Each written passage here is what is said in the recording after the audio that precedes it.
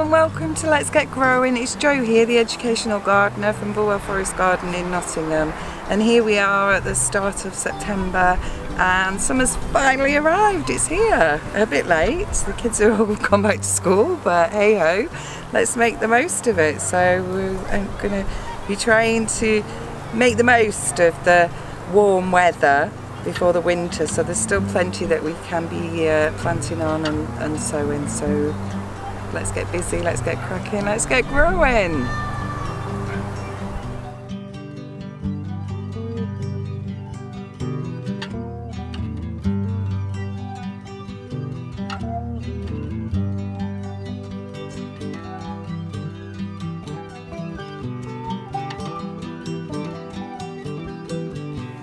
So let's start with this week's packs. So you should have, we're making the most of the last of the sunshine, and we're going to see if we can get another crop of radish in a pot.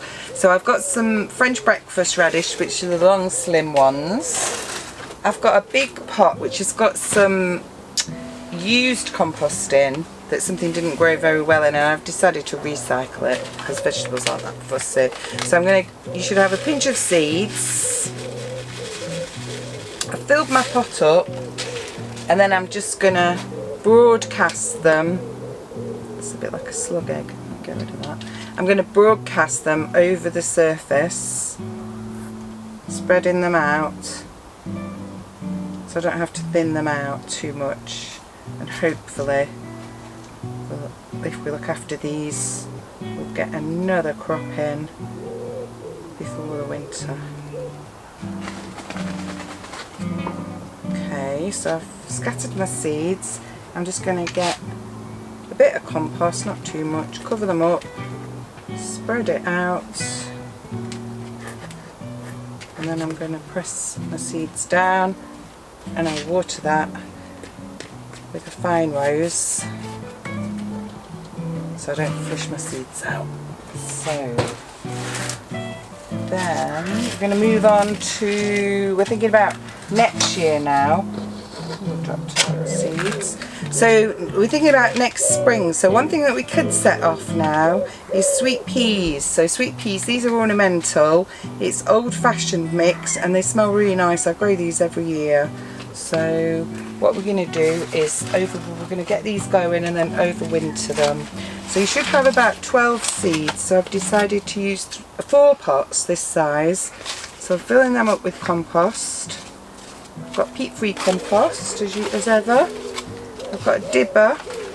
I'm just going to dib 3 holes in each pot, about 1 inch deep, maybe a little bit less actually.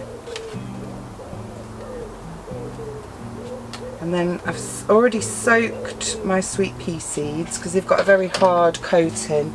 You could rub them on a little bit of sandpaper, which would do the same thing, but this is just to help them to germinate. And then in each of the holes that I've made a dib, I've dibbed a hole, I'm going to put 1 seed. So there'll be 3 seeds in each of these pots. And we'll see how many germinates. That's it.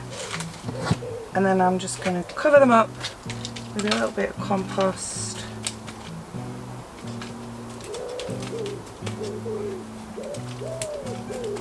Got a label in there, and again I'll water them with a watering can with a fine rose. And then finally you should have a little strawberry plant, which again we're thinking ahead, so we're going to look after these. A lot of people don't seem to realise that strawberries are actually fully hardy, so they're really adept at dealing with cold conditions, and you can keep them outside. And so hopefully we're going to grow these for a crop next June. So these plants that I've given to you, they are ones that we've propagated from our own strawberry patch. So I don't really need to do anything with this pot here because I know it hasn't filled its pot because we've only just potted them up. So we're going to leave it in that little pot and make sure it stays well watered because they don't like drying out. But what I am going to show you is how we propagated these plants, because it's a useful thing to know, because you might have some strawberries and you want to make your patch bigger. You want more plants for next year. So this is 3 strawberry plants that I put in a pot about this time last year. So this time of year, what I like to do with the strawberries is take off a lot of the old leaves.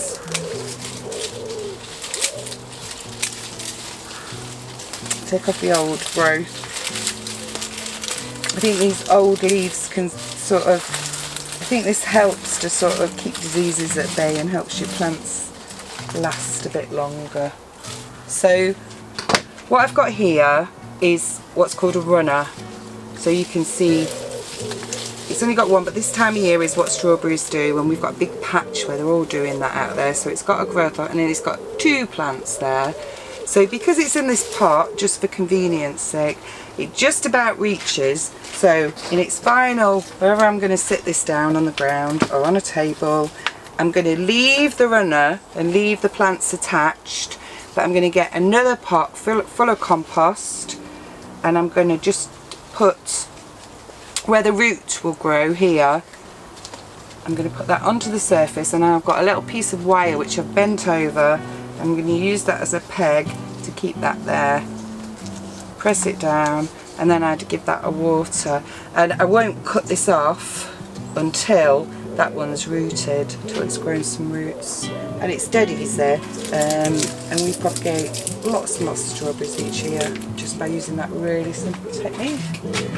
So I think that's your packs for this week. So I wanted to show you in here, these are the Sweet Williams, which I've forgotten about last time, but I did prick these out, some of them. So I've got, that's my Sweet William, which we grew from seed, and that's seed that we collected from the garden. So I've got lots and lots of little Sweet Williams, which are biennials and which will flower next year.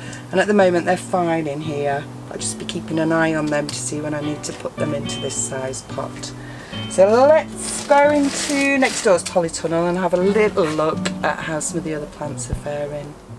So I've just harvested a few bits and bobs from my vegetables in pots. So I've got a few little tiny carrots that I'll put in a salad, and I mainly harvested these to make room for some of the other carrots in the pot to grow.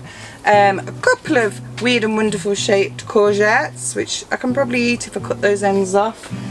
And quite excitingly, the spinach grew, so I've got a little handful of spinach there. So let's have a look what we've got in from previous packs. So these are my dwarf beans, dwarf French beans, which we're aiming to get a crop out of before the frosts arrive, and they're doing quite well actually. I think the last time we did Sweet Rocket, Dame's Violet, and they're germinating now, so they're doing okay. My clary sage is romping away. Probably needs, it's very wet in there, needs a bigger pot really, so I will try and find some time to put that on. That was the flat leaf parsley we did quite recently, and again I think that one could probably do with going in a bigger pot. But what I'm going to do with this one is I'm just going to harvest some of these bigger leaves. I'm going with my salad. And last time, so that was 2 weeks ago, we did Mizuna, which was a Japanese green, and that's all germinated and doing quite nicely in there. So quite pleased with that. We'll see what happens. My wallflowers are fine, they don't need any more attention. The foxgloves are sort of, well, they were really incredibly tiny, and I put them in here to see if they do anything. Well, we'll see, we'll give them a bit longer. The kale, this variety of kale, everything under the sun seems to like this, so it's just continuously been eaten. So what I'm going to do with it, I know there's a new leaf on there, so in the hope that it will put some new growth on, I'm going to take off the eaten ones. I've left that little one there, and we'll see if we can keep the slugs off it somehow.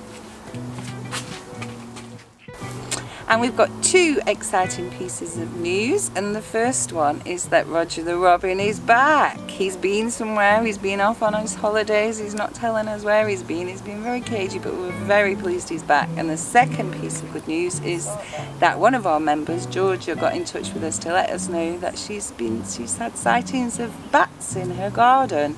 So we're really thrilled about that, and that's probably because Georgia's been planted more flowers that are conducive to pollinating insects, in particular moths. So if you've got plants that will attract moths, then you'll have bats in your garden. So that's a real success story. So well done, Georgia. And just to end with, I'm going to end with my plant of the week, which I think at this time of year, when, although you wouldn't think the summer's winding down, but it will be doing soon, it's got to be the dahlias, really. I mean, they're sort of very brashy and showy, but just for the sheer amount of colour that they bring at this time of year, and they speak of sort of late summer to me. So thanks for watching and happy growing.